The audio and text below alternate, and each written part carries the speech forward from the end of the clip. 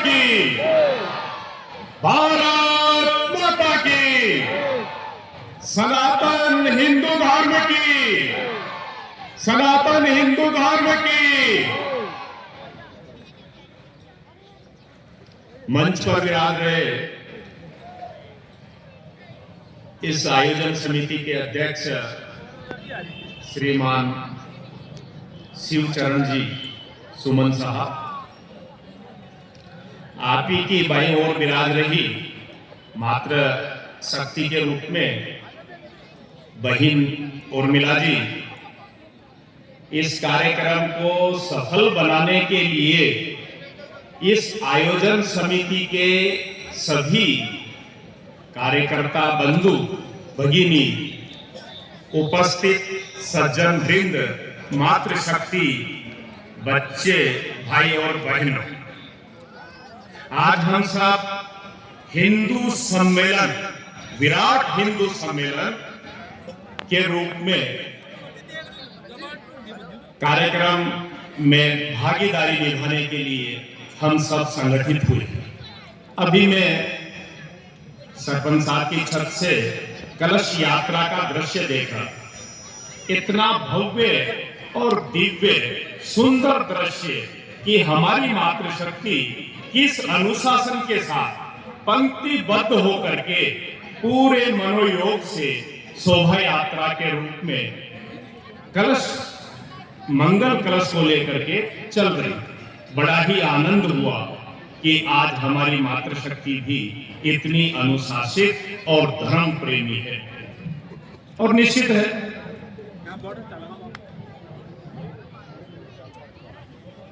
जहां मातृशक्ति की पूजा होती है तो कहते हैं देवता भी वही विराजमान है।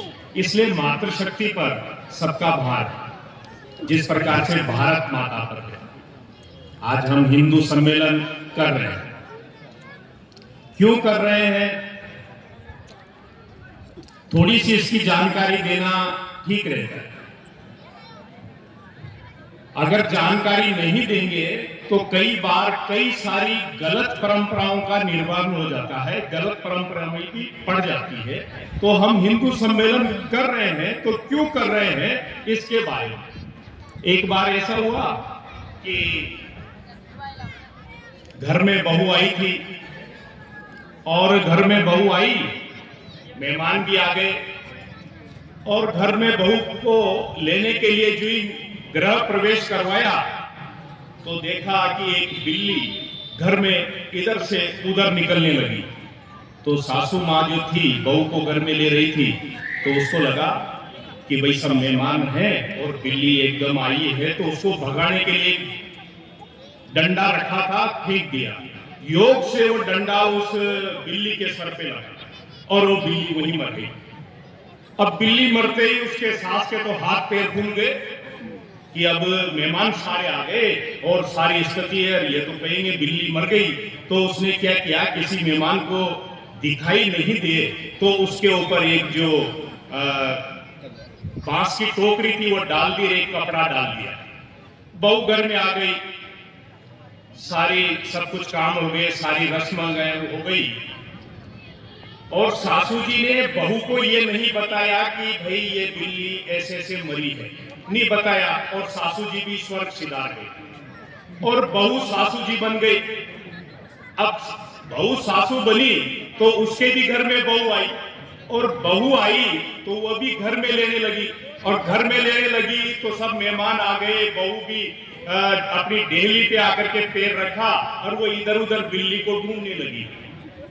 तो लोगों ने पूछा कि क्या ढूंढ रही है, कि जी वो बिल्ली ढूंढ रही हूं, हमारे तो बिल्ली मारने की परंपरा है। अब वो बिल्ली आई तो इस वजह से कि उसने भाई किसी को दिखा नहीं दिया और ठग दिया। तो कोई भी कार्यक्रम करते हैं, अगर उस सास ने बहू को बता दिया होता कि बेटा ये इसलिए बिल्ली मर गई क्योंकि मैंने इसकी ओर डंडा फेंका था, पर नहीं बताया। उसने सोचा कि जब मैं घर में आई थी तो ऐसा ऐसा मेरी सास ने किया था, इसलिए मैं भी करूंगा।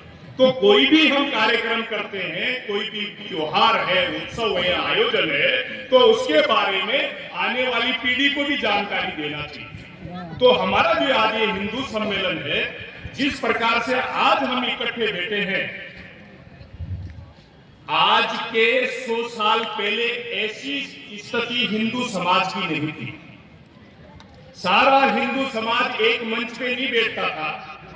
ऐसी स्थिति थी कि 4 हिंदू जब एक दिशा में चलते थे, जब 5वां कंधे पे होता था, वो मजबूरी होती थी उनको एक ही दिशा में जाना पड़े, वरना ये छोटा है, ये बड़ा है, ये ऊंचा है, ये नीचा है, अनेक प्रकार के दोष इस हमारे समाज में आ गए थे। ऐसा हम नहीं बैठते थे उस वक्त कालखंड तक। और जबकि हम सबने सुना है कि जब हमारा देश विश्व गुरु रहा, विश्व गुरु पूरे संसार को ज्ञान देने वाला ये भारतवर्ष था, ये भारत माता थी। सबसे ज्यादा शक्तिशाली देश रहा है। चित्तौड़ के हमारे पप्पा रावल के लिए ऐसा कहते हैं कि उनके घोड़े समुद्रों का पानी पीते थे। पूरे विश्व में भारत का डंका बजता था और सब लोग एकदम धर्म रीति परंपरा से चलते थे। न कोई बेईमानी थी, न कोई किसी का उत्पीड़न था, न कोई किसी पर किसी प्रकार का संकट था। परंतु समय के अनुसार कई दोष आ जाते थे। हमने वह समय नहीं देखा, इसीलिए हमारी भारत को आज भी हम पढ़ते हैं, हमारे नन्हे मुन्ने भी पढ़ते हैं, भारत सोने की चिड़िया थी। मतलब हर प्रकार से सक्षम, ज्ञान में